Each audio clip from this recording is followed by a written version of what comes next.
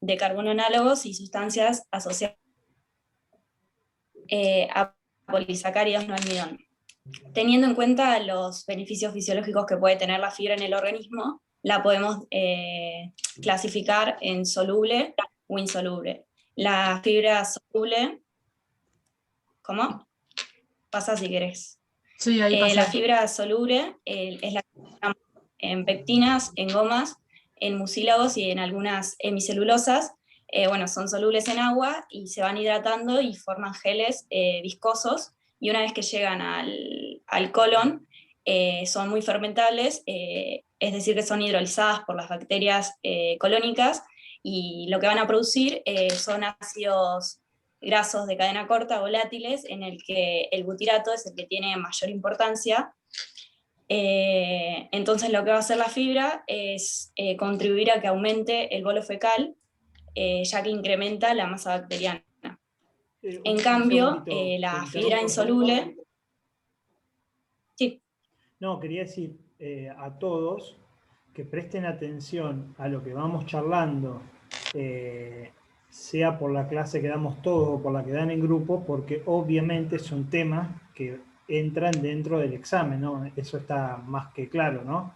Por eso que un grupo prepare, se tome el trabajo de leer, porque no es que laburan 3 o 4 y el resto, la idea es que todos prestemos atención. Disculpame la interrupción.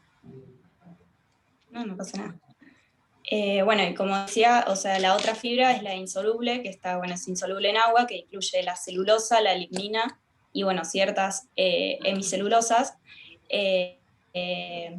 y es poco fermentable en el colon, por lo tanto va a producir una baja cantidad de ácidos grasos volátiles, y lo que va a constituir principalmente es el residuo que aumenta, que lo que hace es aumentar el peso de la materia fecal.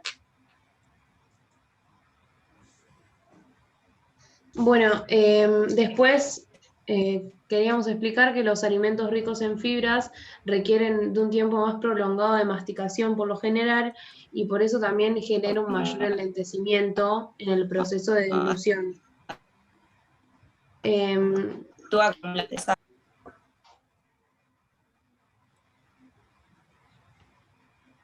Tere, no sé si estás hablando. No, yo no hablé. Bueno, sigo. Bueno, entonces a nivel del estómago, la fibra provoca una mayor distensión y por lo tanto una mayor sensación de saciedad en comparación a la ingesta de otros alimentos. Luego, por otro lado, en el intestino delgado se produce un aumento en la capa de agua que traspasan los solutos, y por lo que traspasan los solutos para alcanzar en realidad la membrana del enterocito. Y entonces esto disminuye la absorción de glucosa y de lípidos, como también de aminoácidos. Entonces lo que ocurre es que hay una alteración en la formación de las micelas y en la absorción de lípidos, y es por eso que también se lo relaciona en realidad con una disminución de los niveles de colesterol en sangre.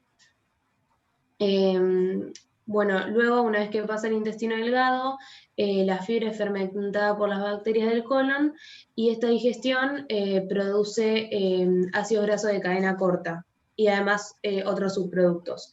Estos ácidos grasos de cadena corta son el principal, el butirato, pero también está el acetato y el propionato. El butirato es el principal sustrato energético de los colonocitos, ya que estimula la producción de moco, la absorción de iones como sodio, la formación de bicarbonato, y además tiene una acción trófica sobre las células del intestino. Para seguir con el gráfico que pusimos ahí, luego de que la fibra es fermentada por las bacterias del colon y da como resultado este producto de fermentación que es el butirato, este disminuye el pH del colon y este pH bajo reduce la síntesis de mutágenos.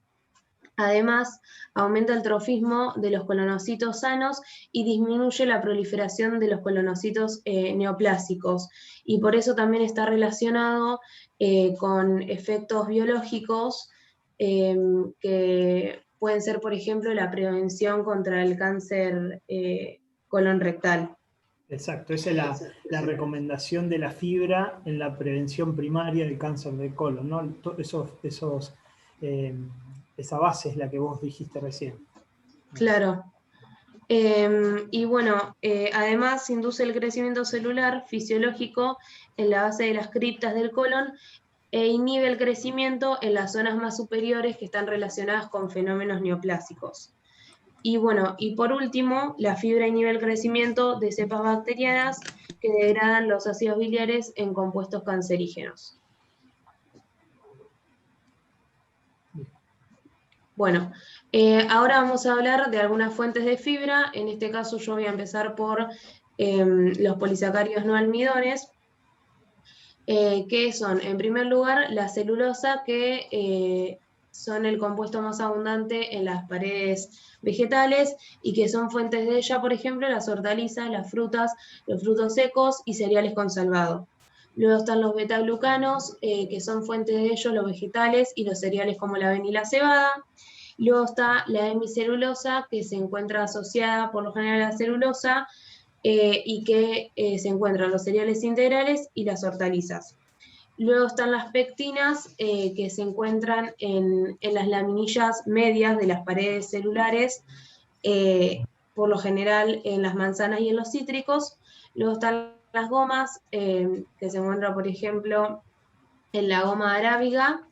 Y por último están los mucílagos, que son constituyentes celulares que tienen una capacidad de retención de agua y que algunos ejemplos son las semillas de lino, las algas y las semillas de plántago de psyllium, que es de lo que también hablamos en la clase.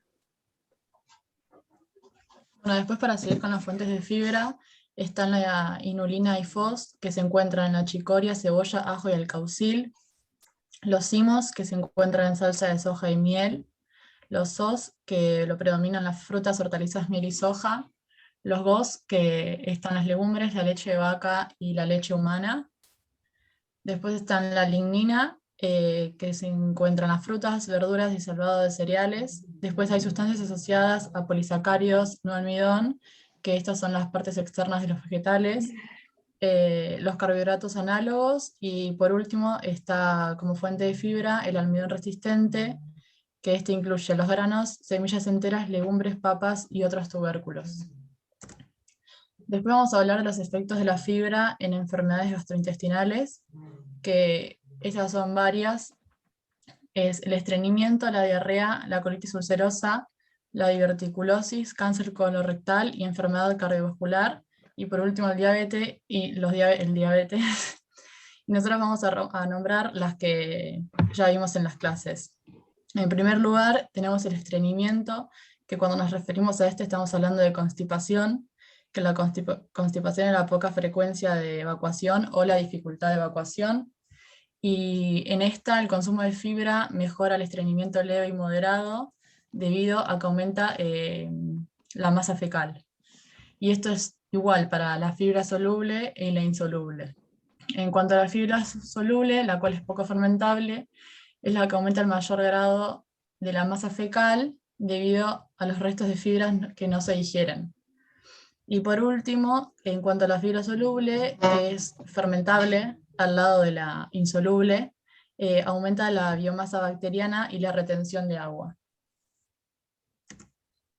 Bueno, después vamos a mencionar también de la colitis ulcerosa, que dado a que, como ya sabemos, el colon distal es la zona que más afecta con la colitis ulcerosa, y es allí donde el colon es más dependiente del butirato, por lo cual es razonable esta asociación con la fibra. Y hay estudios realizados que demuestran que la fermentación por la flora bacteriana colónica de semillas de planta o bata produce un aumento de ácidos grasos de cadena corta, especialmente de butirato. Este tipo de fibra es fermentado lentamente a lo largo de todo el colon y mantiene los niveles elevados de butirato incluso en el colon distal. Y en este caso se da una dieta pobre en residuos, en la que predomina la fibra soluble y la hemicelulosa modificada por cocción y subdivisión. Y después en la diverticulosis cuando existe el residuo insuficiente, el colon responde generando contracciones más fuertes para poder así propulsar distalmente el pequeño volumen del contenido que hay en el intestino. En este caso, la fibra ayudaría a disminuir la presión intraluminal del colon para evitar así sacular a través, para evitar así la formación sacular a través de la pared intestinal.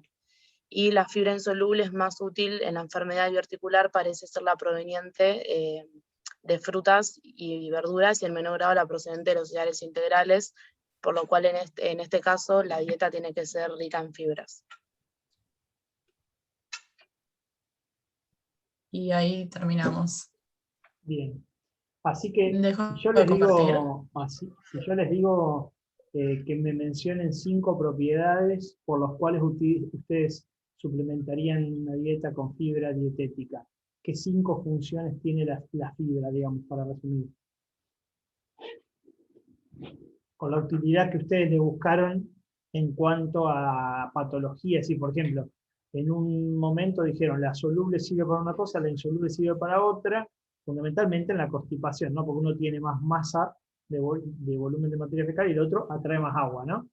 Pero mencionaron algunas otras propiedades también. ¿Qué otras? Sí, quizás también lo de la relación con, bueno, además del cáncer colon rectal, también la cuestión de disminuir los niveles de colesterol en sangre Bien, con la perfecto. hipercolesterolemia, o también la relación con la diabetes con, creo, en el lentecimiento, De absorción en, de glucosa, o de claro, azúcares simples. y Bien, claro, o también, bueno, el tema de la distensión que genera mayor saciedad en casos de obesidad, correcto.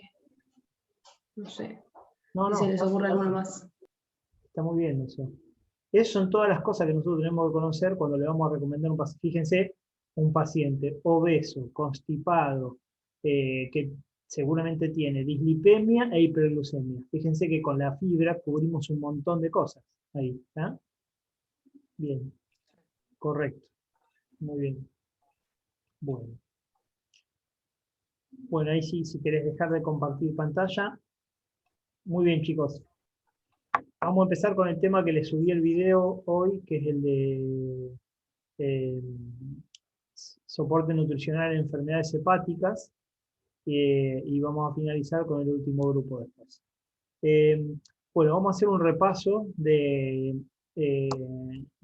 por qué tenemos que conocer nosotros la importancia que tiene el hígado y sus funciones. A ver, vamos mencionando cuáles son las funciones principales a nivel hepático. ¿Cuáles son las funciones principales del hígado?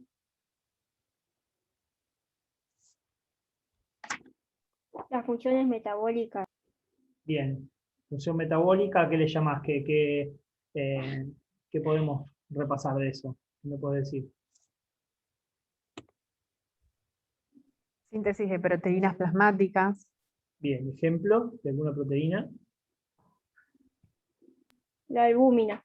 Albúmina, clave. Bien, bárbaro. ¿Alguna otra proteína?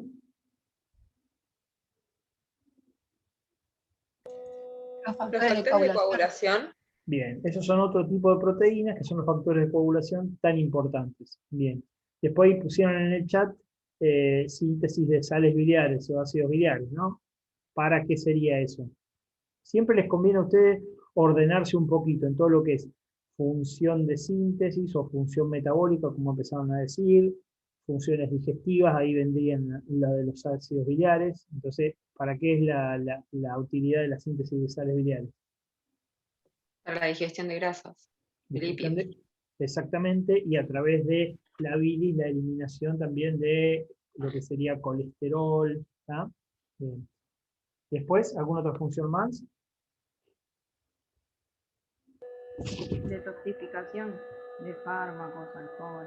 Claro, es el primer filtro que tenemos en lo que es detoxificación. La mayoría de las drogas se metabolizan en el hígado, así que es una función importante. ¿Qué otra cosa?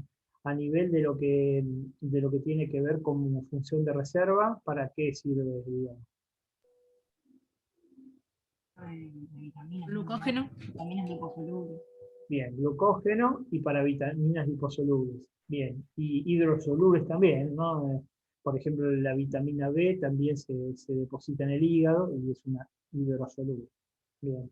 Y además permite también la reserva eh, de otros iones, ¿no? Como el cobre, el zinc, el hierro. ¿Qué otra cosa más? ¿Alguna otra función?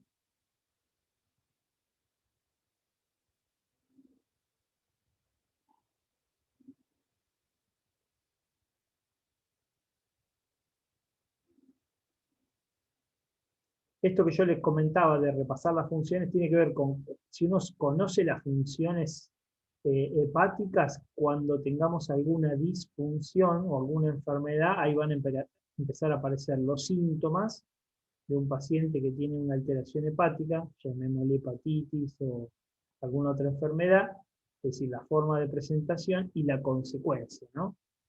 Así que bueno, globalmente entonces esas son las funciones. Y todas estas funciones son importantes porque el hígado ocupa un papel y un lugar fundamental en lo que es la circulación sanguínea. Es decir, no se olviden que del 100% del volumen minuto que produce que envía el corazón, un 30 o un 40% va directamente al hígado. Así que fíjense que se lleva un porcentaje importante del volumen circulatorio. Bien, repasando estas funciones, una de las patologías que vamos a ver, les voy a compartir pantalla,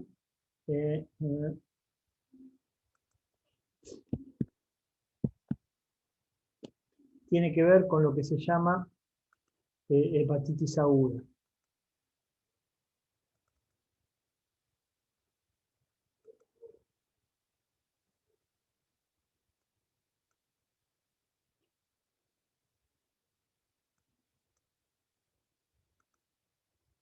Bien, y estas son las principales causas de hepatitis aguda. ¿Cómo definiríamos una hepatitis aguda? Todo lo que termine en itis, acuérdense siempre. Inflamación del hígado. Inflamación. Bien. Cualquier órgano que le pongamos itis al final me indica inflamación, ¿está? Y aguda o crónica tiene que ver con el tiempo, ¿está? Bien. Dentro de las causas de inflamación hepática o de hepatitis, fíjense que las más importantes se las lleva el alcohol, aquí, y los virus. ¿Y qué virus conocen que de hepatitis aguda? A. El virus hepatitis A, ¿qué más? El B. B también, ¿qué más? Y el C. El C también. Bien, esos son los tres principales, ¿no? Los más conocidos. ¿Qué diferencias tenemos en estos virus? Por ejemplo, el virus de hepatitis, ¿cuál es el más frecuente de todos? El A. El A, bien. Ese que habitualmente tenemos todo o hemos tenido y la mayoría a veces no nos enteramos, ¿no? Porque ¿cómo es la transmisión del virus de la hepatitis A? ¿Es asintomática? Y la forma de presentación más común es que uno no se da cuenta, es asintomática, pero ¿por qué vía se transmite? ¿Por dónde me puedo infectar? ¿Oral? Vía oral, exactamente, la vía oral, ¿está? Con el contacto de secreciones de alguien que esté enfermo, o con el contacto de la vía de lo que sería el agua, o las verduras, ese tipo de cosas, ¿está? Todo lo que sería contacto, que el virus quede. Por eso cuando hay alguien con hepatitis A, lo que hacemos es el aislamiento, ¿está? Están de moda. No tenemos que tener contacto con las secreciones durante un tiempo determinado. Bien. Y eso con respecto al A. ¿Y el B y el C cómo se transmiten? ¿Por qué vía? ¿Sexual? ¿Por sangre o vía sexual también? Exactamente. Ahí dentro de sangre, ¿qué meteríamos? ¿Cuáles serían los factores de riesgo? Sí, todo esto tiene que ver, por un lado, para conocerlo, y por otro lado, si uno ve un paciente que, como veía recién en la tele, los jugadores de fútbol tatuados desde acá hasta abajo, ¿no? Puede ser Agujas. Claro, pinchazos, transfusiones. Claro, todo lo que sea abuso de drogas inyectables. Bien. Y la B y la C comparten esa vía también, ¿no? Lo que es la vía sanguínea o por vía sexual también. ¿Y cuál de las dos es la más frecuente, la B o la C? La B. La B es la más frecuente, exactamente. La C es la más grave, ¿verdad? Sí, en realidad, y como vos decías, la B es la más frecuente, ¿tá? Y la C es la que más va a la cronicidad de las dos, ¿tá? ¿La más a qué? ¿Que va más a qué? Perdón. A la cronicidad, es decir, Bien. se hace más crónica. La C de casa Perfecto. estamos hablando, ¿tá? Sí, la B es más aguda. Claro, la B en el 90% de las veces se autolimita y uno se cura, ¿tá? Tenés una hepatitis aguda y tu cuerpo la resuelve y se generan los anticuerpos. En cambio, en la C hay un porcentaje grande que puede ir a la cronicidad. Cuando decimos cronicidad, vamos a ver después que estamos hablando de cirrosis. Pero, afortunadamente, en estos últimos tiempos han surgido un montón de tratamientos antivirales con medicación que hace que tengan un 90% de tasa de curación de hepatitis C. Así que eso se ha desarrollado en estos últimos 3 o 4 años y con muy buen éxito. ¿Tá? Profe, y una consulta, ¿la B y la C, que es el mismo virus o una puede derivar en la otra? No, son dos virus distintos. Son dos virus distintos. Es más, ¿para cuál de los dos hay vacuna? ¿Para la B? Para la B, exactamente. El virus de la hepatitis B uno lo puede prevenir con la vacunación. Casi todos los que estamos en salud deberíamos estar vacunados, y hoy en la A y la B se puede vacunar unos puntos en forma, digamos, conjunta, viene la misma vacuna que trae para los dos virus, ¿no? Que son distintos. La C todavía no hay vacuna descubierta. ¿Tá? Bueno, todo esto tiene que ver, ¿y qué otro virus me falta ahí que comparte la misma vía de transmisión que la B y la C? ¿El HIV? El HIV, exactamente, que es importante tenerlo en cuenta porque ahí viene lo que se llaman las coinfecciones. Nos podemos encontrar con personas que tienen B, C, HIV, las tres cosas o dos de las tres cosas. ¿Tá? Así que como para pensar que si estamos con una persona que tiene factores de riesgo para tener una de estas hepatitis, también tenemos que descartar que no tenga un HIV. Bueno, todas estas causas se presentan al igual que una hepatitis por alcohol, en forma aguda. ¿Y cuál es la forma de presentación de una hepatitis aguda? ¿Qué tiene un paciente con una hepatitis aguda? ¿Cómo se pone? Amarillo. Amarillo. ¿Cómo se llama eso? La ictericia. Bien, perfecto. Y la orina es oscura. ¿Tá? Oscura, sí. Empezamos a eliminar bilirrubina por la orina, se llama coluria. Bien. Y la materia fecal clara se llama acolia. ¿Tá? Después puede haber síntomas digestivos, a lo mejor no del todo específicos, como son las náuseas, los vómitos, el dolor urinario. ¿Tá? Y en general suelen ser, si uno saca la noxa, es decir, el virus se autolimita o sacamos el alcohol del medio, en general son procesos autolimitados y que duran un periodo de tiempo no más de 10, 12, 15 días. ¿Tá? Bien. A ver qué me falta de esto. Entonces, en general son enfermedades autolimitadas, y lo que tenemos que tratar acá nosotros en cuanto a las recomendaciones es que los pacientes no se desnutran. Entonces, antes se hacía una dieta muy restrictiva, se les daba reposo a los pacientes, eso con el correr de los años ha ido cambiando, y lo que tenemos que tratar es que los pacientes no coman ni reciban cosas que le empeoren el vaciamiento del estómago para que no empiecen con otros síntomas que podemos nosotros confundir con su enfermedad hepática. ¿Tá?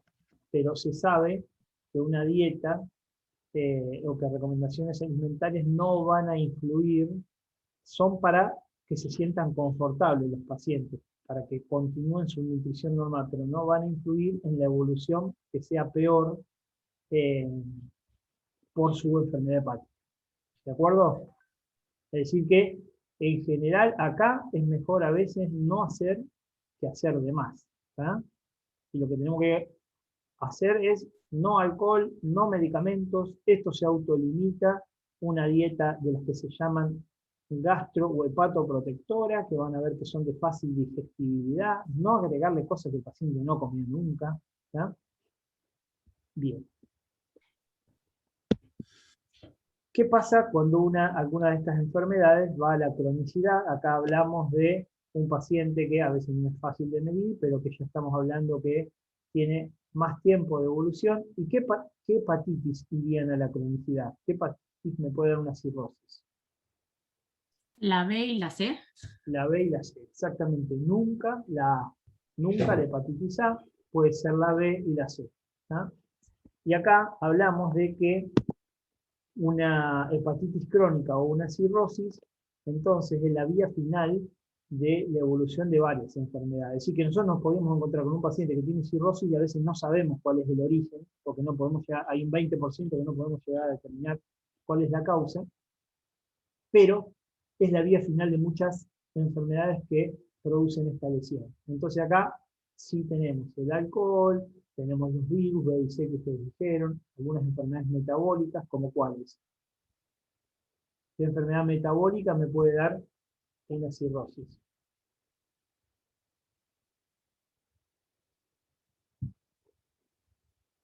Wilson, La enfermedad de Wilson, ¿qué era? ¿Por depósito de qué? el del cobre, Del se cobre. acumulaba en el hígado. Bien, eso entonces y una más común, la más común de todas, que me puede llevar a la cirrosis, metabólica y común. La verdadera pandemia, diríamos. ¿Diabetes? ¿Obesidad? Obesidad. La obesidad que da hígado graso, y la grasa en el hígado, con el correr del tiempo, produce lesión hepática que por momento es reversible hasta un momento que se hace irreversible. ¿Está? Y esa es la palabra acá, es irreversible. ¿Está? Es una lesión irreversible, ya no podemos volver para atrás. Y acá la arquitectura del hígado se ve alterada porque desaparecen los hepatocitos, que son las células que decíamos que tenían esas funciones que mencionamos al principio de la charla, y son reemplazados por tejido que es no funcional, ¿tá? Y es tejido fibrótico. Y estos conceptos son importantes. Sí. Perdón, no entendí lo que dijiste recién. ¿La obesidad sería una causante de la cirrosis? Exacto.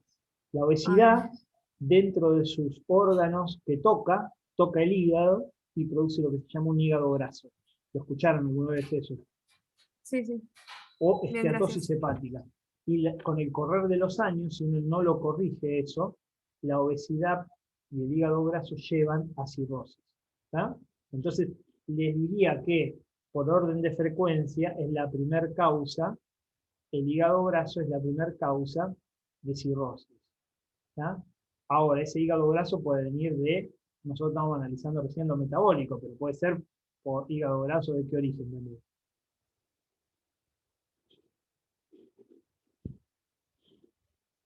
El alcohol, ¿tá? El alcohol también da hígado graso, y el hígado graso evoluciona también a cirrosis. Así que se calcula que un 15 o un 20% de las cirrosis provienen de un hígado graso. Ahora, tenemos tanto hígado graso que por eso es tan frecuente. ¿Tá? Bien. Entonces, conceptos que quiero recalcar acá. Irreversible, reemplazo de tejido funcionante por tejido no funcionante, y mucha fibrosis. Esas tres cosas tienen que ver en las complicaciones que vamos a ver de los pacientes cirróticos.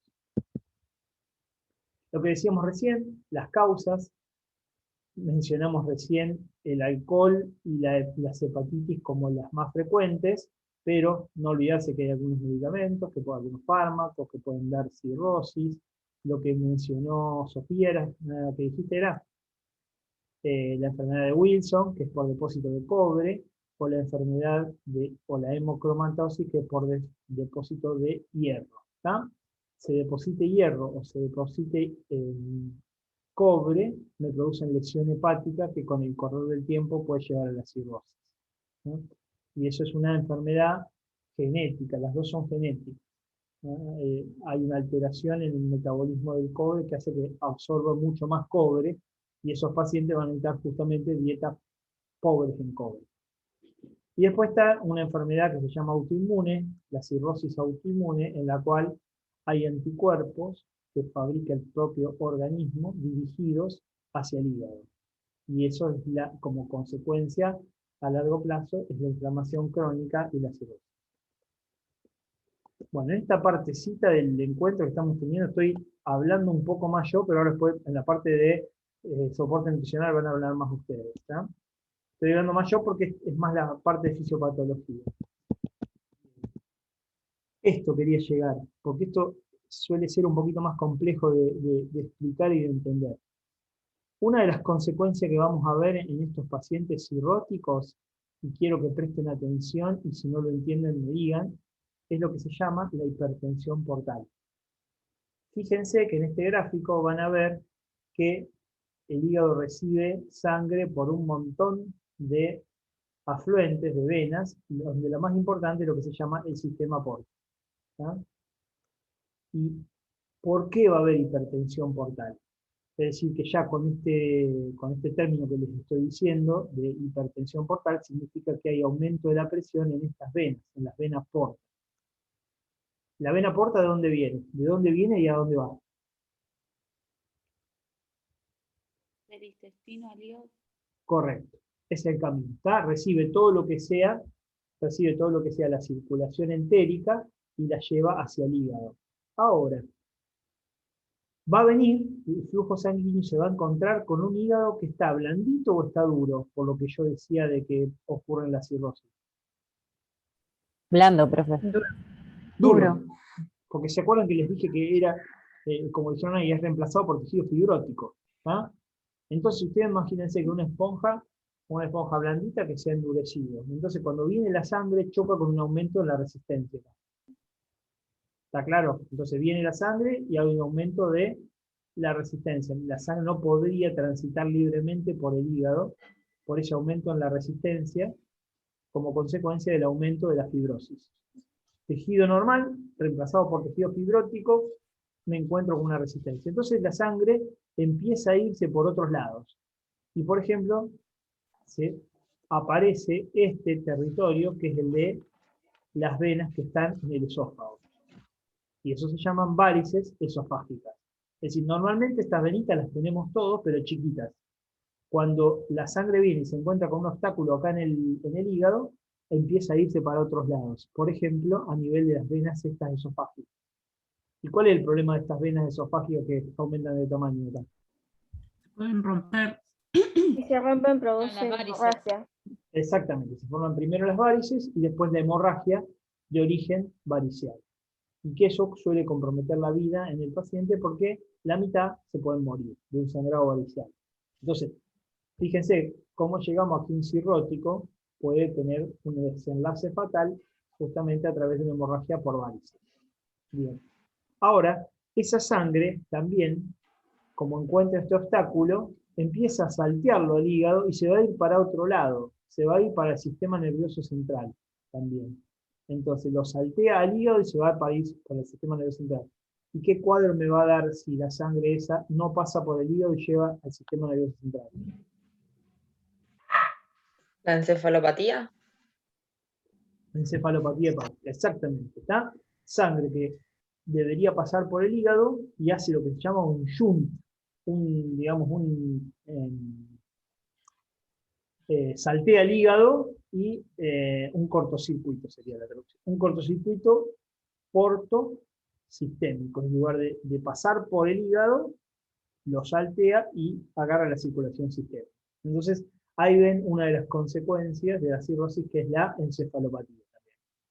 Y hay otras venas más chiquitas que no están en este gráfico, pero que van también, por ejemplo, a ser responsables de lo que vamos a ver, la citis y los edemas. Ahora vamos con esto. Bueno, ¿qué manifestaciones o qué consecuencias visibles tiene un paciente cirrótico o puede tener un cirrótico? Ictericia. ¿Por qué es la ictericia?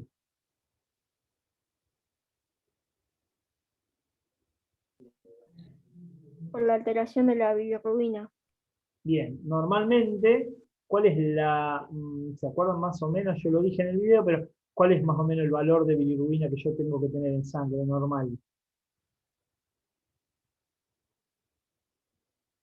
hasta 1 miligramo. ¿Tá?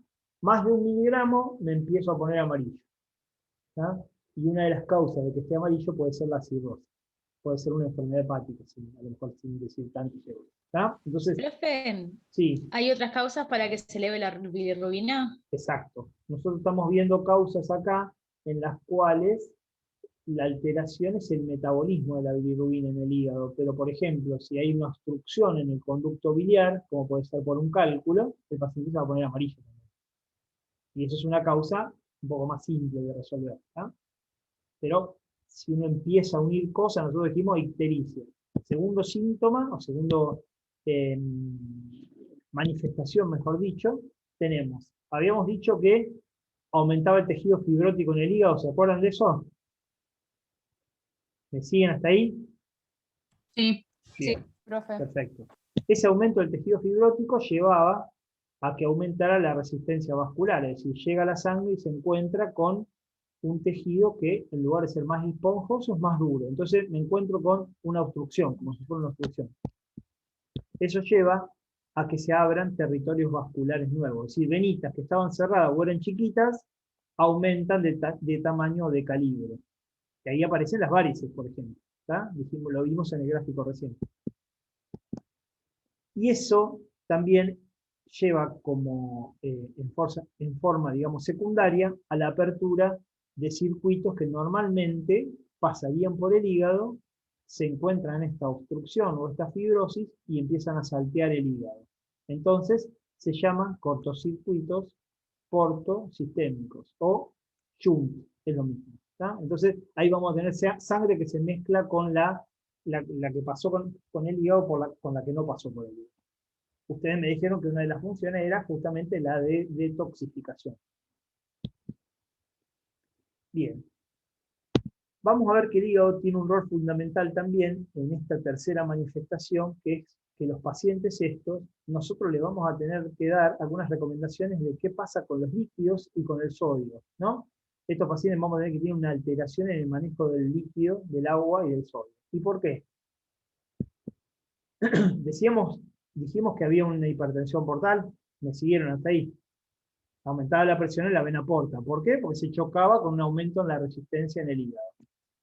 Eso llevaba a que aparecieran territorios nuevos, es decir, venitas que normalmente estaban cerradas, se abren para dar lugar a la circulación de esta sangre, digamos, que no puede ir al hígado. Entonces apareció un territorio nuevo.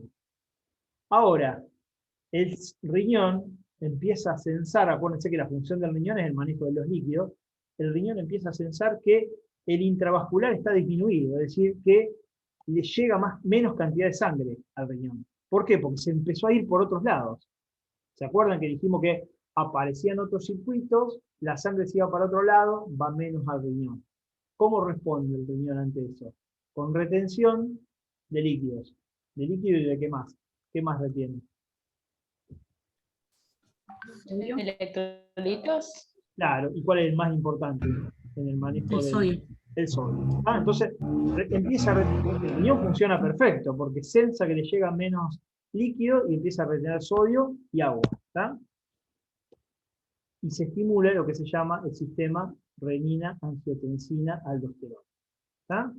Es decir, les llega menos líquido, estimulación del sistema renina-angiotensina-aldosterona. ¿Y cuál es la función del sistema renina-angiotensina-aldosterona?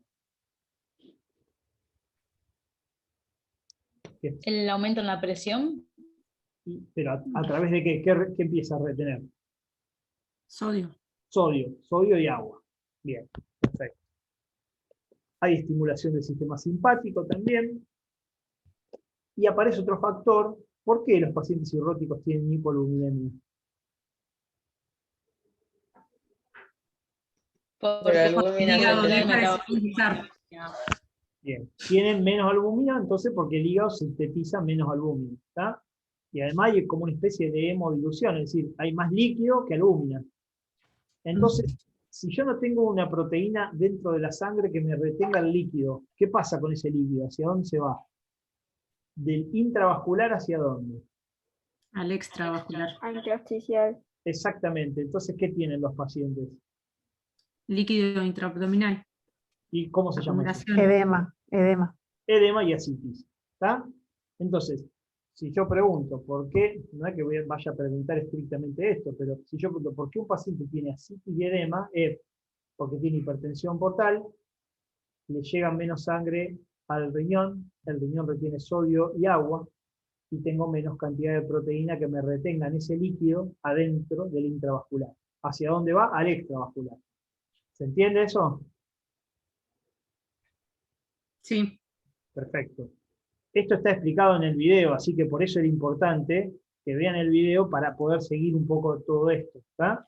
Profe, no vimos el video. Eso. No estaba ¿Qué el video. video? Vi el PowerPoint que le subí. Sí, pero no tenía audio. El audio, tipo, pude leer solamente, pero no me dejaba escuchar el audio. Cada diapositiva tenía audio.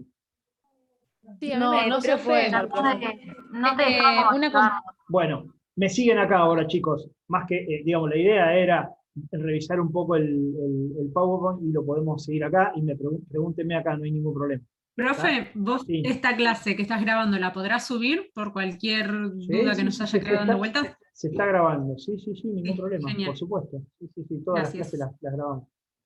Bien, entonces, ¿se entendió por qué un paciente puede tener ascitis y edema? Se generó primero la hipertensión portal, que era secundaria ¿a qué? A que teníamos un hígado fibrótico. Esa hipertensión portal hace que se abran territorios nuevos. La sangre empieza a irse por otros lados. Por ejemplo, varices esofágicas. Esa cantidad de sangre llega menos al riñón, entonces empieza a retener agua y sodio. Y la retención de agua y sodio, ante un riñón que funciona bien, sumado a que tenemos menos cantidad de proteína que me retengan eso adentro del intravascular, hace que eso se vaya al extravascular. Y ahí viene el tema de la ascitis y los edemas. ¿Estamos ahí? Muy bien. Sí, profe. Bueno. Esto ya a lo mejor es un poco más fácil porque nosotros decíamos que había sangre que esquivaba al hígado como consecuencia de estos territorios venosos nuevos y llegaba al sistema nervioso central. Y acá aparece lo que se llama encefalopatía hepática, ¿tá? Que es un síndrome neurológico en el cual puede haber una alteración del estado de conciencia desde una simple alteración del sueño-vigilia, es decir, pacientes que pueden tener una alteración en el ritmo del sueño-vigilia, eso quiere decir que en lugar de dormir de noche, tienen más sueño de día, o que en lugar insomnio nocturno, ¿tá? Entonces, esa leve alteración a veces del sueño ritmo-vigilia puede ser un síntoma de una enfermedad hepática, ¿tá? Puede ir desde algo tan leve como el coma, es decir, con esa gama de severidad, desde algo leve hasta algo grave como el coma hepático, que se llama, ¿tá? Cambios de conducta, trastornos del sueño y hasta convulsiones. Es decir, son todos síntomas neurológicos secundarios a una disfunción hepática que hace que esos tóxicos que no son detoxificados por el hígado, valga la redundancia, lleguen al sistema nervioso central y de esa manera producen estos síntomas. ¿Eso se entendió?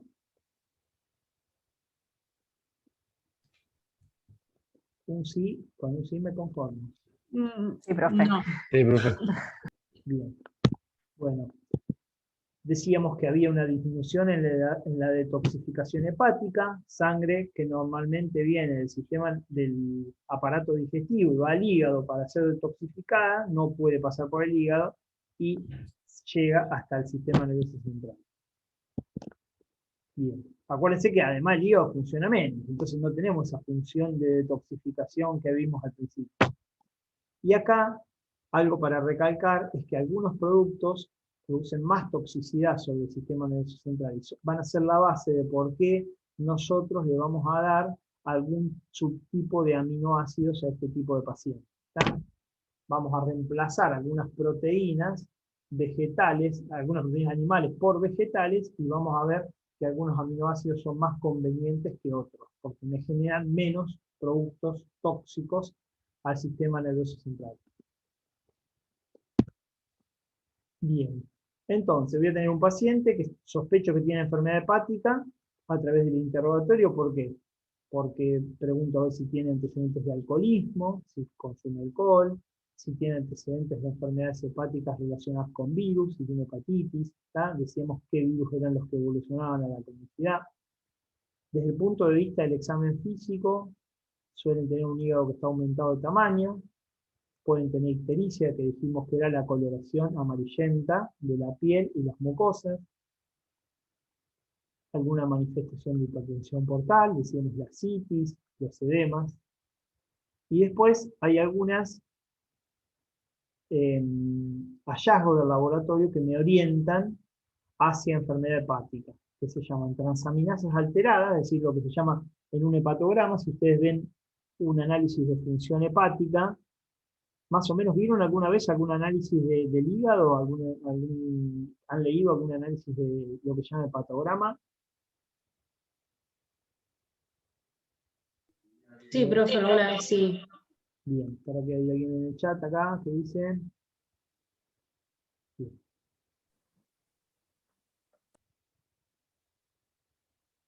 Bueno, acá hay alguien que me pone en el chat que pudo escuchar el audio del video, digamos, me quedó grabado el archivo con cada audio en cada diapositiva. Y la verdad que volver a grabarlo, tenía que volver a grabarlo como video, así que no tuve tiempo. Pero acá hay una persona, uno de ustedes, que pone que pudo escucharlo. Acá pone, no se pueden leer ustedes en el chat también. Profe, hay computadoras que funciona esta función y otras que no. Nos pasó en otras materias también. Bien. Bueno, perfecto. Bueno, por eso tratamos de complementar ahora eso, pero si no, el que pueda, digamos, descargarlo de la manera acá que sugiere, no sé quién escribió, porque no puedo ver quién escribió esto. Agostina. No, profe, Agostina. No Bien. te quise interrumpir, por eso lo puse en el chat. Genial. Bueno, el que pueda, porque a lo mejor uno no se da cuenta también, me pasa a mí también, así que, bueno, si uno ve en un análisis lo que se llama las enzimas hepáticas o transaminasas, ¿tá? Si están alteradas, pueden orientar hacia enfermedad hepática. La bilirrubina, que puede estar aumentada, decíamos que lo normal era hasta 2, y algunos pacientes necesitamos hasta hacer alguna biopsia hepática para ver cuál es el origen de la enfermedad hepática.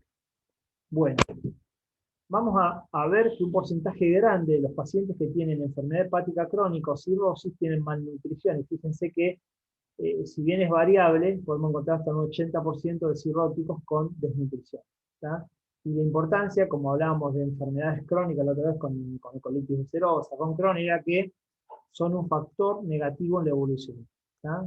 Así que un paciente cirrótico que está desnutrido va a evolucionar peor que uno que esté bien nutrido.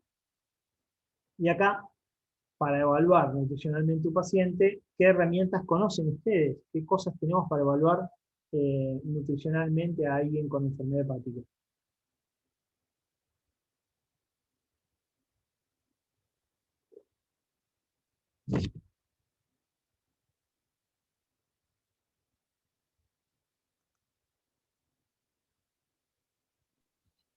Profe, una evaluación clínica, antropométrica, una anamnesis.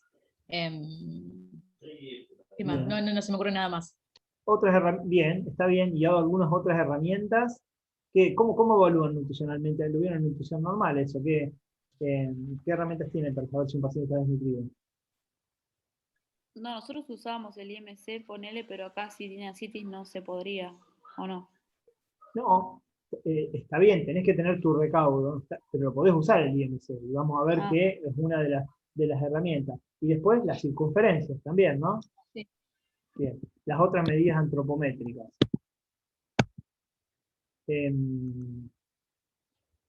Y acá vamos a introducir una que no sé si ya la vieron en alguna de las enfermedades, que es la valoración global subjetiva, ¿tá? Que lo interesante que tiene es que no utiliza parámetros de laboratorio, es bien clínica la evaluación, ¿tá?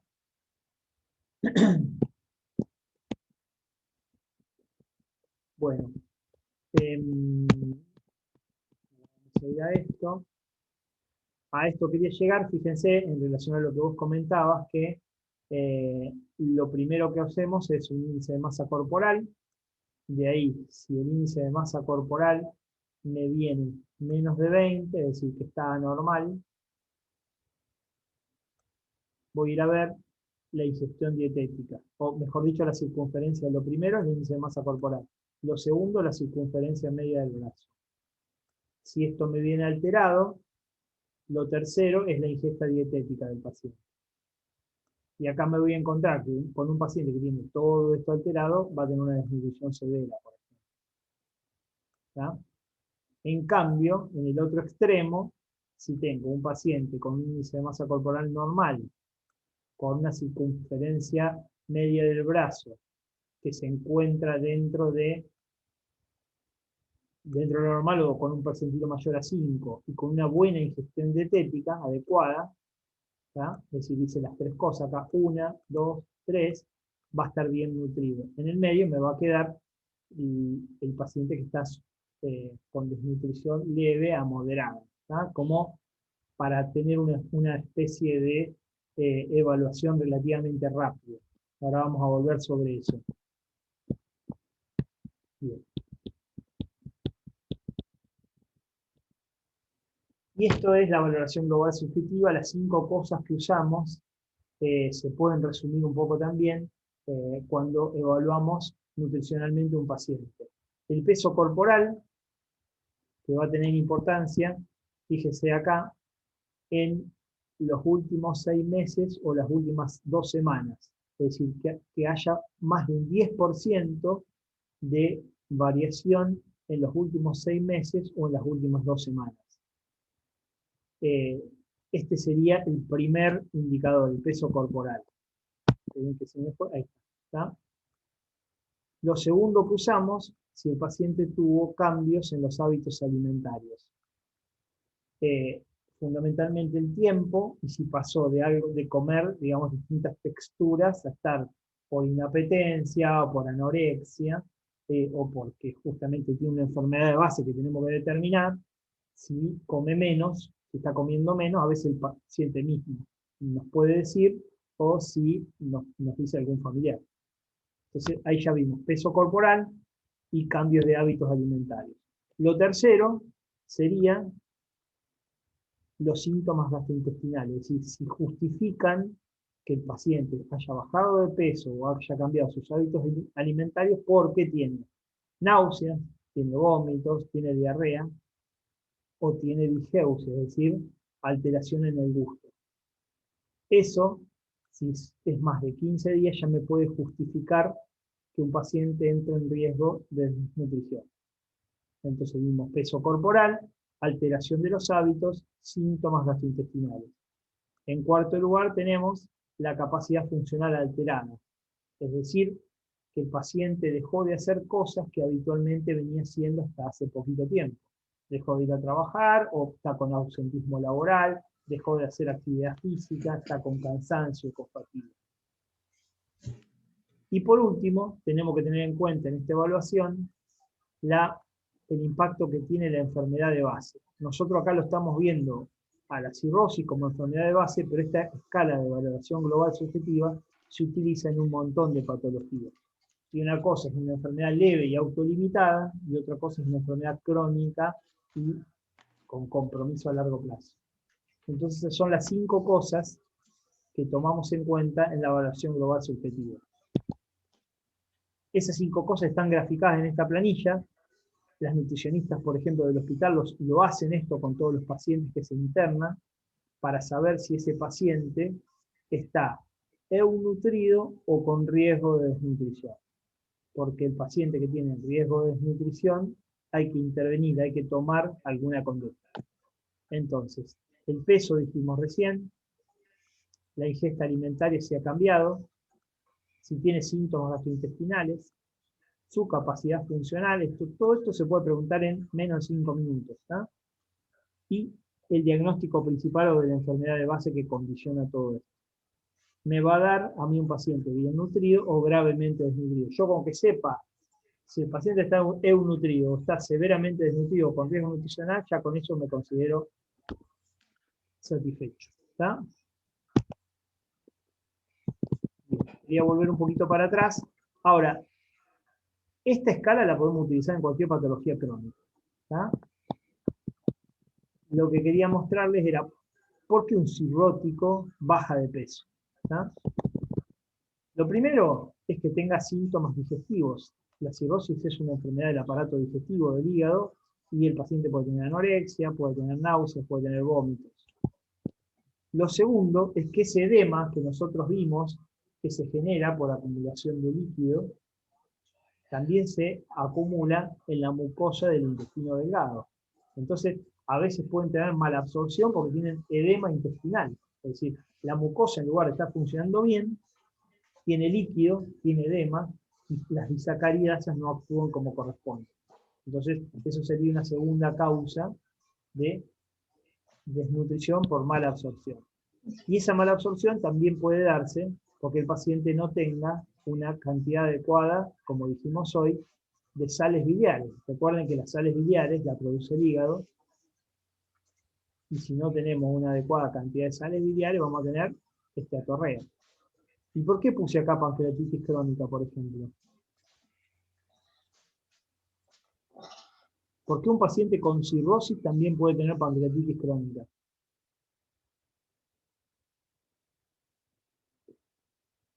¿Por el alcohol? Por el alcohol, correcto. ¿Está? El alcohol es la vía común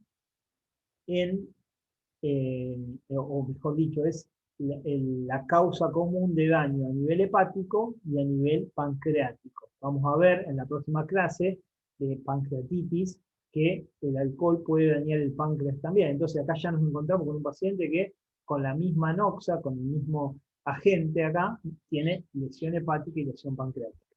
Y si no tenemos una buena función pancreática, ¿para qué necesitamos el páncreas nosotros? Para la secreción de insulina.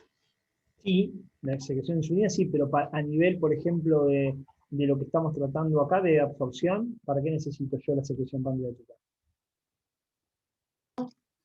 En clase. Mineralizar los alimentos.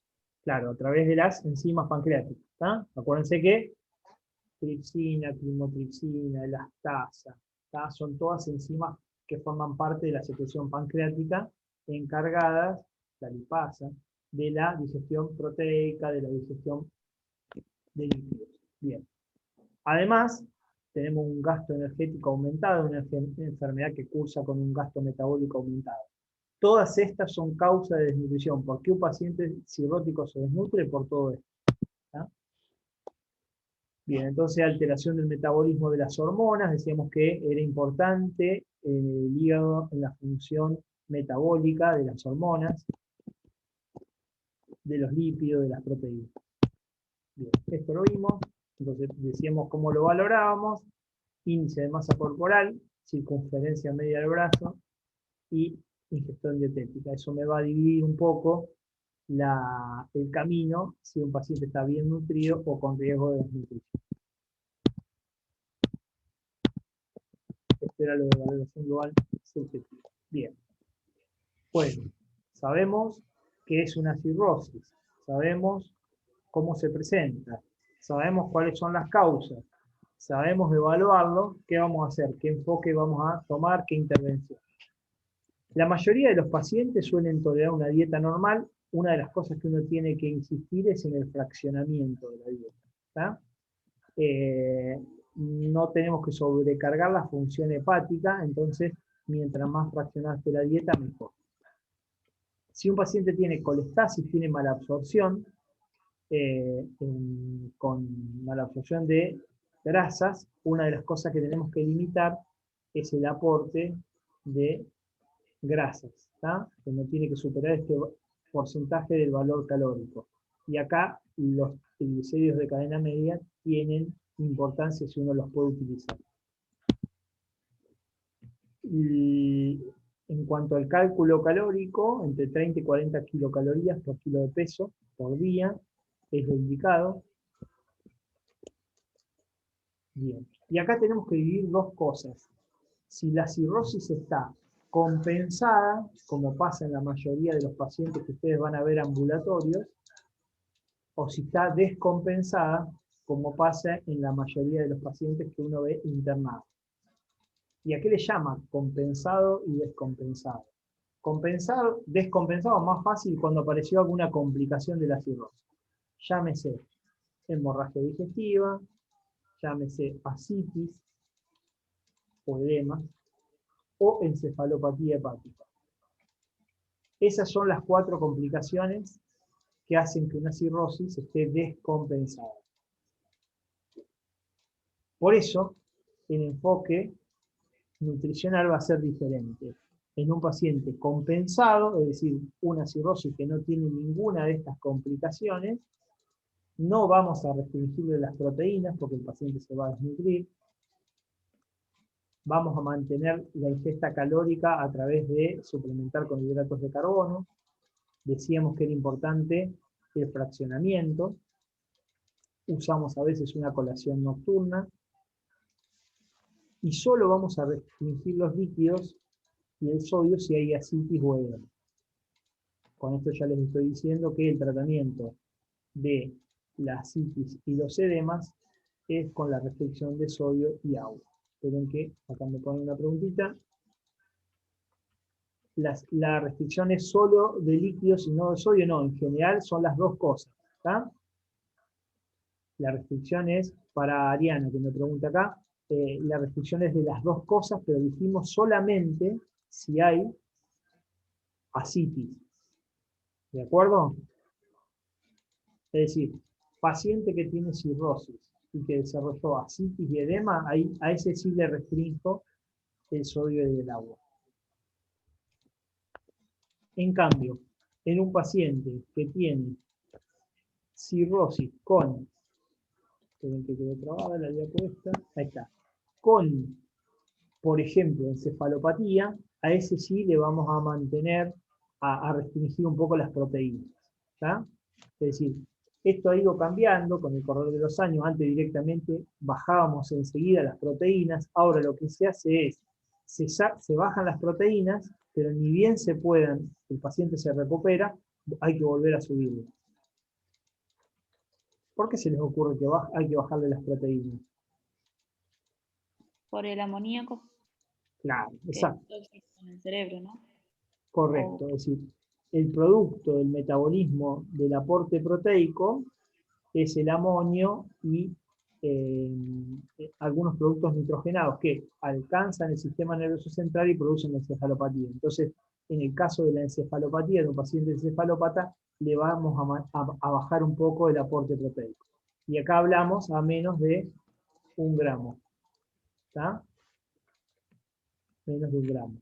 El paciente se recupera y a partir de ahí ya empiezo a darle otra vez la cantidad de proteínas que decíamos hoy, de 1 a 1,5. ¿Vamos? Bien. Hay que tratar de utilizar proteínas vegetales, baja cantidad de proteínas animales.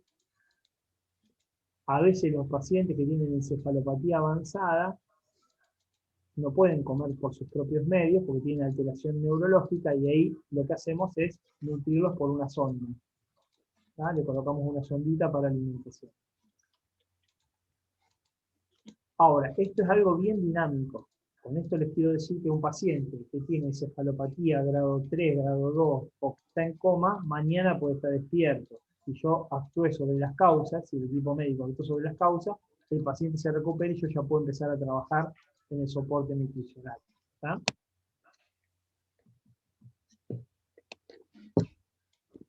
Bien. Por eso, cuando yo le decía, si actúo sobre las causas, hay fuentes de proteínas que me desencadenan una encefalopatía. Y acá, entonces, la dieta, voy a bajarle las proteínas, voy a ver si ese paciente no tiene una hemorragia digestiva, si no tiene una infección, todo eso son desencadenantes de encefalopatía. Dentro de las proteínas voy a tratar de que sean aminoácidos de cadena ramificada, que son los que menos me producen productos nitrogenados que llegan al sistema nervioso central. Acá me titila el chat. Bueno, se tiene que retirarlo, sigue. Bien. Entonces, Bajo las proteínas solo en encefalopatía y reemplazo aminoácidos por cadena ramificada que me producen menos productos nitrogenados. Y nosotros en el equipo van a ver que utilizamos antibióticos y laxantes para que el paciente absorba menos esos productos nitrogenados secundarios de las proteínas. Entonces van a ver que dentro del esquema de tratamiento, además del poco aporte proteico, van a haber algunos antibióticos y algunos laxantes que tienen ese objetivo, disminuir la absorción de proteínas o de productos nitrogenados. En el paciente que tenga citis, dijimos, bajamos la ingesta de líquidos, solamente que tenga citis, y bajamos la ingesta de sodio. Menos de 2 gramos, menos de 2 litros. Para acordarse fácil. Menos de 2 litros, menos de 2 gramos. Y van a ver que van a tener estos pacientes colocados diuréticos. El diurético es un fármaco que me ayuda a mí a eliminar agua y sodio. Entonces, es parte, digamos, del tratamiento de la hepatopatía o de la cirrosis con asitis. Bien. Preguntas, chicos. Es un tema heavy, un tema, digamos, que tiene mucho de fisiopatología y que influye mucho en el tratamiento. Profe, ¿para qué habías dicho los diuréticos? Bueno, en el paciente que tiene asitis vas a ver que le damos diuréticos nosotros. ¿Está? Uno de los diuréticos más conocidos se llama furosemida, es el nombre del diurético, el nombre comercial más común es el Lasix. Y se encarga el diurético de inhibir la reabsorción de sodio a nivel del riñón. Entonces el paciente elimina mucho sodio y elimina agua. Entonces se saca el agua de encima. ¿Está? Entonces por eso, cuando hay asitis y cuando hay edemas, uno de los tratamientos, además de la restricción, es el diurético. ¿La acumulación de líquidos se da solo a nivel abdominal? Me preguntan acá. No, se da a nivel abdominal, eso se llama asitis, o a nivel de los miembros inferiores, eso se llama edema. Van a haber pacientes que tienen aumento del diámetro, no solo abdominal, sino de los miembros inferiores. ¿Tá? Ahí se acumula el líquido. Es como pasa con los renales también, con los pacientes renales. Profe, ¿los valores normales de bilirrubina es 1 o 2?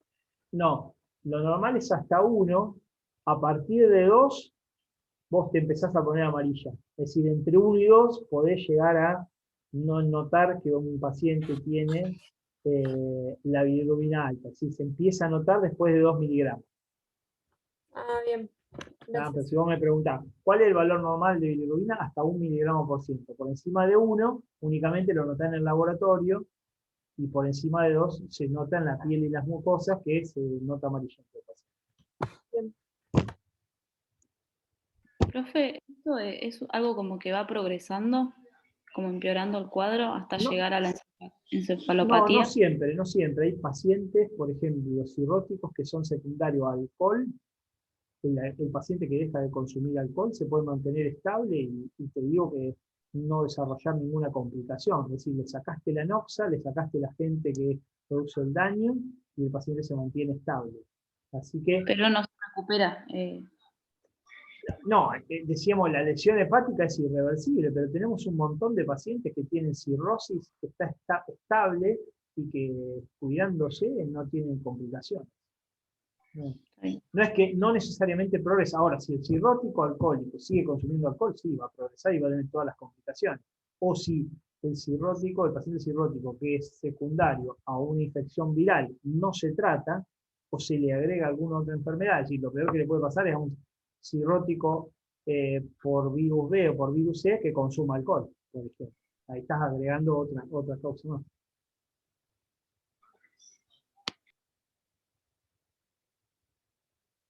Bien, hay otra pregunta.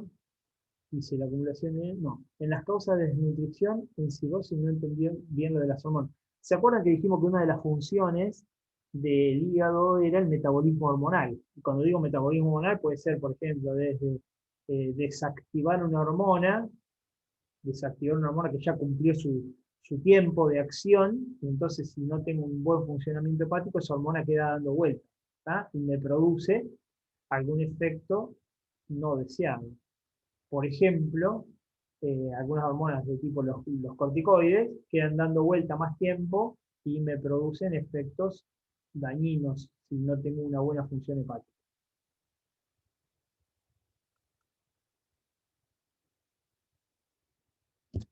A lo mejor algunas preguntas les surgen al repasar el archivo que había enviado o la clase de ahora, así que, o lo que tomaron de apunte, así que cualquier cosa me mandan en la semana, no hay ningún problema. Yo les subo un artículo, ahí les compartí un artículo para que explica un poco más en detalle esto que estuvimos charlando. ¿Está? Una bibliografía que está en español, está bastante simple y es bastante completa. ¿Mm? Profe, los temas de parcial, ¿hasta cuál es? Del primero. Adiós, Estefanía, que nos está saludando. ¿Cómo? Perdón. El primer parcial, ¿hasta qué tema entra? Hasta el último tema que veamos. Van a entrar solamente los temas que veamos, que calculo van a ser las próximas 2 clases. ¿Ya? Que es la parte hepatobiliar. Es esto, más la parte de enfermedades biliares, ahí incluimos lo que es vesícula y páncreas.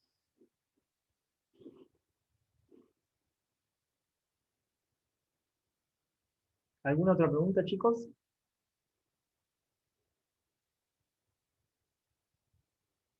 Bueno, ¿qué quieren hacer? ¿Quieren que presentar lo del grupo de FODMAPs ahora o quieren que lo hagamos el lunes que viene, la semana que viene? Es feriado el lunes que viene, profe. Es feriado, el 21. Bien. Bueno. El grupo que lo preparó, ¿más o menos cuánto tiempo le lleva?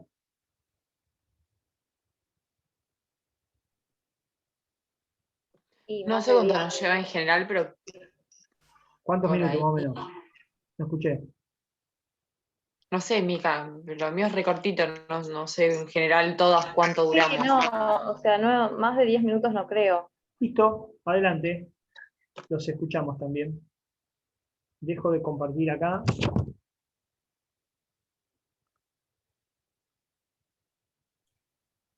Adelante, Ahí chicos. comparto.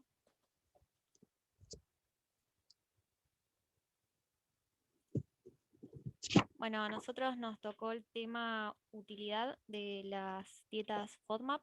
Bien.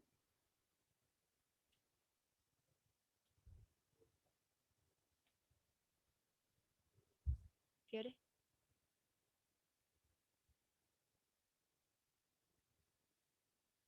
Bueno, perdón. Saludo a los que me ponen ahí que se tienen que retirar. Después vean la clase porque este tema entra en el examen. Bien.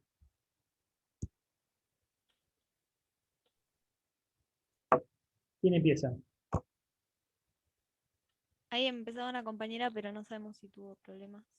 No hay problema. Esperamos.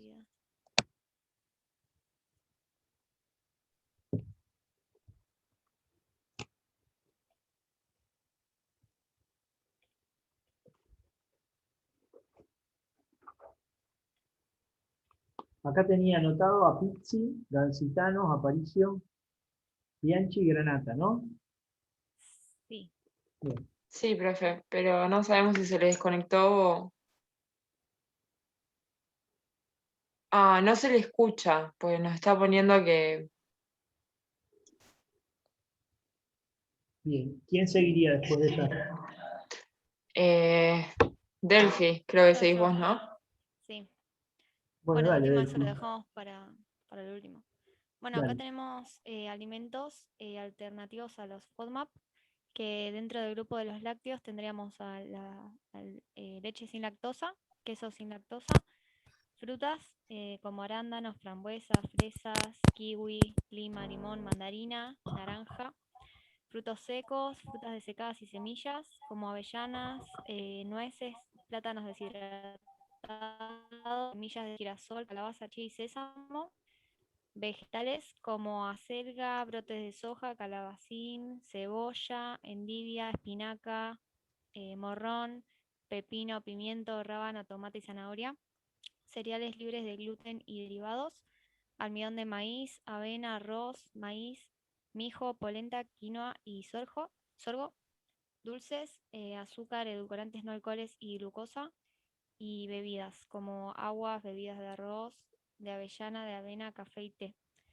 Y estas dietas requieren de asesoramiento dietético por parte de un profesional en nutrición para poder evitar carencias a nivel nutricional.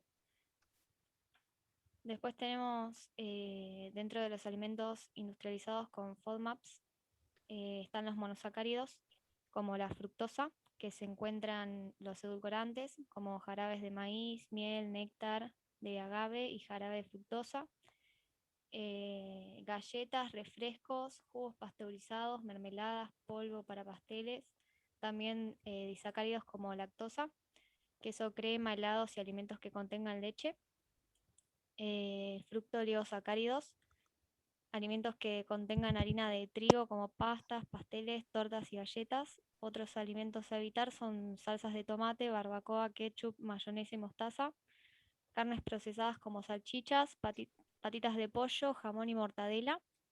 También los polioles, que son los edulcorantes xilitol, manitol y sorbitol, y productos con glicerina. Y los galacto-oligosacáridos también.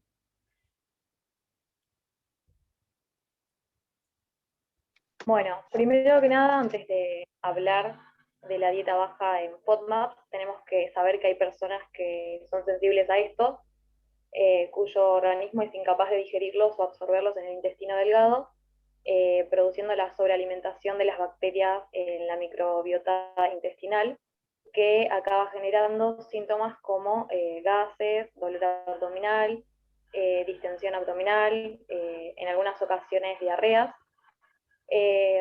La generación de estos síntomas por la ingesta de FODMAPs en un individuo es por la respuesta del sistema nervioso entérico a la distensión luminal, debido a la hipersensibilidad visceral, a la producción de gas excesivamente y por disturbios en la motilidad. Se cree que la principal razón por la cual las personas presentan síntomas y otras no se relaciona con la hipersensibilidad colónica, la cual es particularmente común en personas con síndrome de intestino irritable. Por lo que nada, las dietas bajas en FODMAP lo que hacen es excluyen todos los hidratos de carbono de cadena corta fermentables, que serían los oligosacáridos, disacáridos, monosacáridos y polialcoholes fermentables, por lo que esto es una herramienta terapéutica que se puede aplicar en diferentes casos, como por ejemplo en personas que presentan malestares gastrointestinales o para aliviar algunos síntomas de algunas enfermedades, como las... ¿Querés pasarlo, Fiore? Delphi. Dale.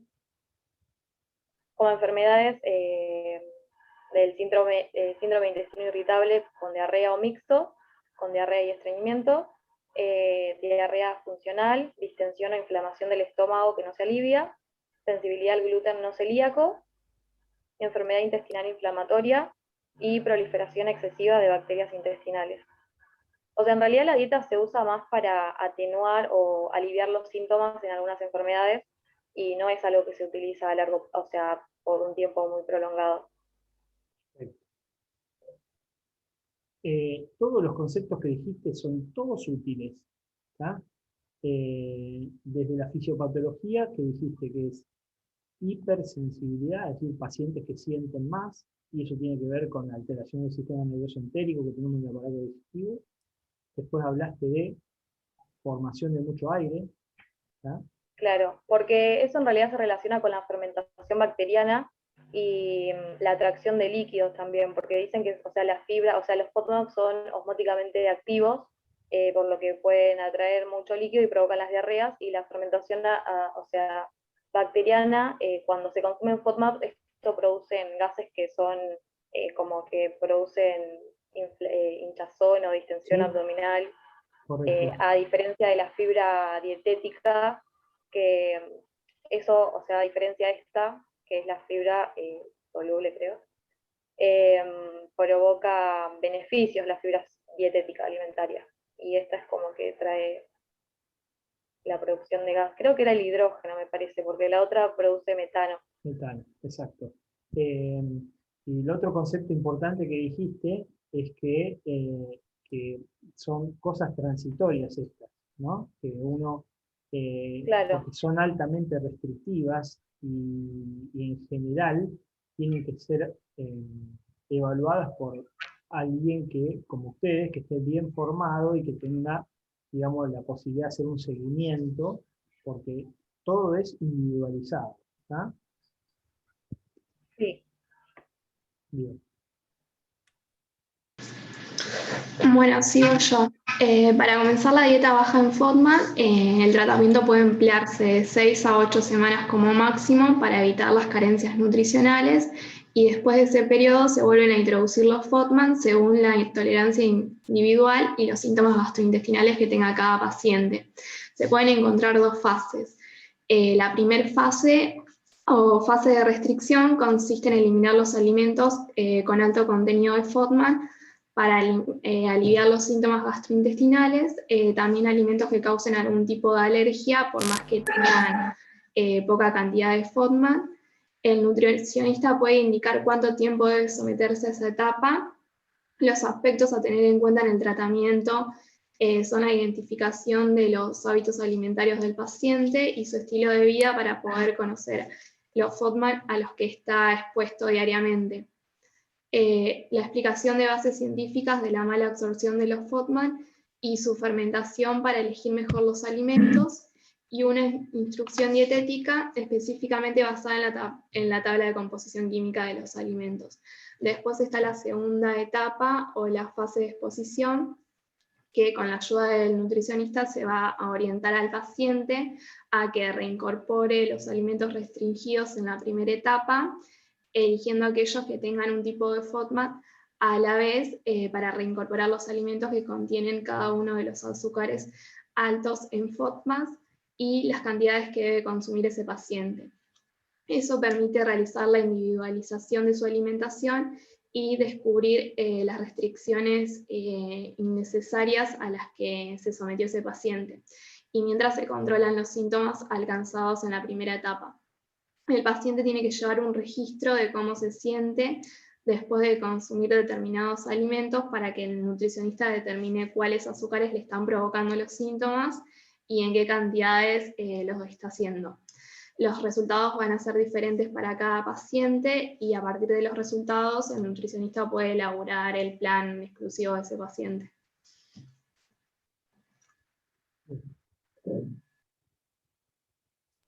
Bueno, yo voy a hablar de los efectos adversos de la dieta baja en FODMAPs. Bueno, se ha planteado que los FODMAP pueden producir efectos adversos como lesión epitelial o deterioro de la función de barrera debido a las modificaciones que generan el contenido luminal colónico, favoreciendo el pasaje de antígenos bacterianos a través de la lámina propia, con la consiguiente estimulación de las interleuquinas y el factor de necrosis tumoral. Por otra parte, se debe considerar que la dieta reducida en FODMAP puede conllevar un efecto perjudicial debido a la reducción de la ingesta de fibra y también de oligosacáridos como los GOS o los FOS, los cuales tienen un efecto prebiótico, es decir, que favorecen el crecimiento de las bacterias colónicas beneficiosas, principalmente los lactobacillus o los bifidobacterias, aun cuando la dieta incluye una amplia variedad de alimentos. Además, las dietas excluyentes, como es esta dieta reducida en FODMAP, puede poner en riesgo al paciente que la lleva a cabo debido a un inadecuado aporte de nutrientes. Por esto, bueno, como decía mi compañera, es importante que no se extienda por más de 8 semanas y que la lleve a cabo también o la controle un licenciado en nutrición. También el artículo hacía mención de un estudio aleatorio doble ciego que se llevó a cabo con el objetivo de comparar la ingesta de nutrientes de personas que tenían síndrome de intestino irritable que llevaban a cabo una dieta baja en FODMAP y una dieta placebo, la cual esta dieta era equivalente a la dieta habitual de sujetos en contenido de nutriente y de FODMAP. Bueno, se hizo 95 personas y luego de 4 semanas se observó que las personas que llevaban a cabo la dieta reducida en FODMAP presentaban una disminución en el aporte de hierro y de calcio, aunque sin variaciones en la ingesta de fibra, en comparación con los niveles de la ingesta de nutrientes que llevan en una dieta habitual. Bueno, como para finalizar, podemos decir que las personas que presentan síntomas gastrointestinales, esta dieta baja en FODMAP podría ser una herramienta útil para aliviar estos síntomas, y también es muy importante destacar que no se debe recomendar la indicación de esta dieta en pacientes asintomáticos. Ahí lo mío terminaría. Y ahora vamos a volver a ver si mi compañera puede decir lo que nos había faltado un cachito.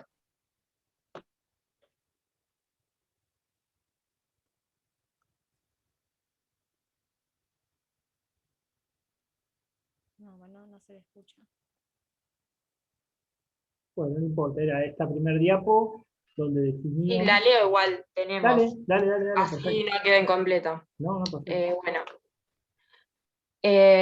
Primero iba a hablar de qué son los FODMAPs. Mi compañera dice que se refiere a un grupo de 4 hidratos de carbono de cadena corta, fermentables, contenidos en distintos alimentos. Específicamente, FODMAP es una abreviatura compuesta por las palabras fermentables, oligosacáridos, disacáridos, monosacáridos y polioles. Esta dieta fue creada por expertos de una universidad australiana luego de un estudio en el 2008 demostrara que los hidratos de carbono fermentables provocaban diferentes síntomas en pacientes con síndrome de intestino irritable. Entonces, cuando hablamos de dieta baja en FODMAPs, hablamos de una herramienta terapéutica que aplicamos en ciertos casos con el fin de controlar los síntomas gastrointestinales, y que consiste en eliminar estos compuestos de la alimentación habitual. La siguiente diapo. Bueno, acá serían los alimentos que son ricos en FODMAP. Justo nos quedó colgado después sería lo que las alternativas a estos, que son todos aquellos que contengan los hidratos de carbono anteriormente mencionados, que se pueden ver en la imagen. Dentro de los oligosacáridos se incluyen fructuanos y los galactanos o galacto-oligosacáridos, que se encuentran principalmente en cereales como trigo, cebada, centeno y amaranto, algunos vegetales como cebolla, puerro, ajo, remolacha, hinojo, endivia, alcaucil, brócoli, coliflor, calabaza, repollo, choclo, mandioca, batata, espárrago y legumbres como guisantes, arvejas, lentejas, poroto rojo, soja y garbanzos. En cuanto a los disacáridos, se habla de la lactosa, que nos encontramos en aquellos alimentos que sean lácteos, tales como leche, quesos blandos, yogur, crema de leche y helados. En tercer lugar, monosacáridos, que se encuentra fructosa libre, contenida por ejemplo la miel, frutas como por ejemplo manzana, mango, durazno, damasco, pera, cereza, frutas enlatadas o jugos de frutas. Y por último los polioles como manitol, xilitol, sorbitol, que principalmente están en golosinas sin azúcar, en chicles, en edulcorantes terminados en ol. Pero también en manzana, cereza, pera, melocotón, sandía, coliflor, que también aparecían en los otros grupos. Otros alimentos a evitar serían vino blanco y algunos frutos secos como los pistachos, almendras y castañas de cajú. Y ahí terminaría. Bien. Muy bien, muy completo. Sacamos varios conceptos claves que fueron los que fueron diciendo usted y puntualizando sobre la utilidad. Así que vieron esta parte en el práctico, ¿no? ¿Algo de forma? Sí. Sí, vimos en síndrome de intestino irritable. Perfecto, impecable. Bueno, bárbaro, los felicito entonces a los grupos que han presentado muy completo. Bueno, nos mantenemos, les subo el video en la semana y nos mantenemos en contacto. Algo va a haber para hacer para la semana que viene, por más que no tengamos clase. No encuentro en vivo, pero a lo mejor. Sí. Perdón, una pregunta, porque a mí me parece, no tiene que ver con la clase, me parece como que tengo en la asistencia falta injustificada, no sé qué, en las otras 2 clases.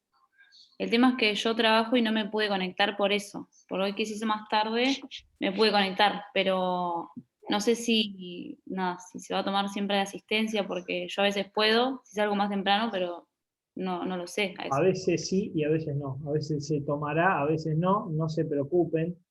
sí tienen que, cuando tomo asistencia, denme el que no pueda, denme el presente, que se lo ponga. A mí me exige la facultad que tome asistencia.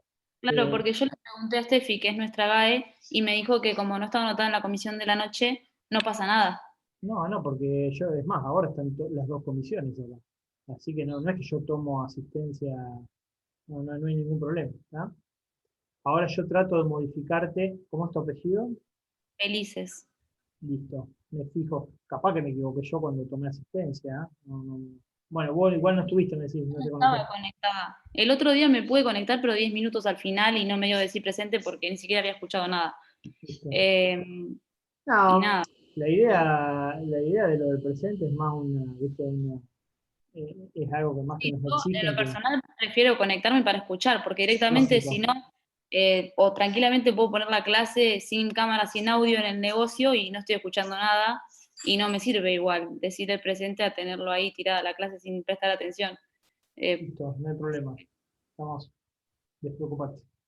Bueno, gracias. Bueno, chicos, ¿estamos en contacto? ¿Lo que necesiten? Chao, profe. Dale, profe, nos vemos. Buena semana. Profe. Chao, Chao, profe. saludos.